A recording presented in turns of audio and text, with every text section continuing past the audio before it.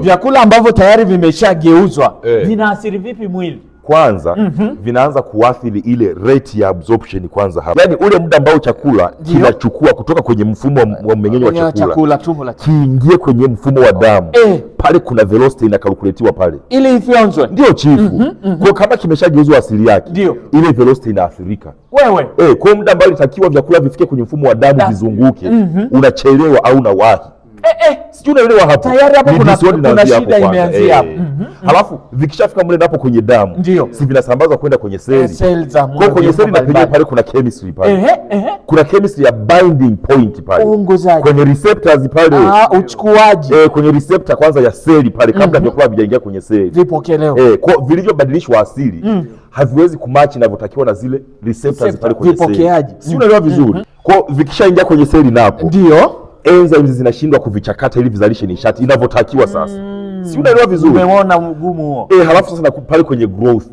Maana tunategemea ulivyokula wewe vikalete growth, ukuaji wa misuli ishamili vizuri, mifupa nini, kinga za mwili ziimarike vizuri. Ukiingiza kitu ambacho hakikuwa kwenye asili yake. Ndio.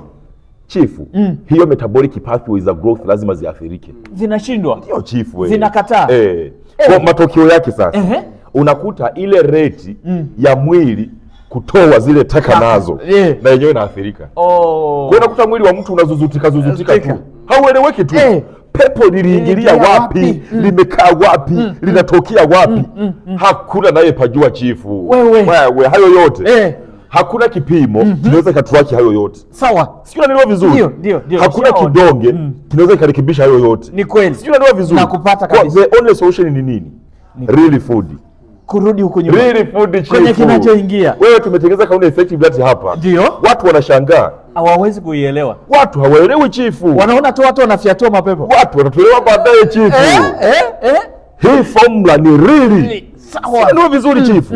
Tuko kwenye asili. Sisi tunasema kliniki ya kimungu hapa. Tuko tunadili na asili sisi. Kabisa. Unakuja kwenye asili ya kimungu hapa, tunakurudisha kwenye asili yako ya kimetabolic. Mambo yameenda vizuri. Pepo ni kufyatua. Uko fresh. Ndio chief. My friend. Stay healthy. Be productive.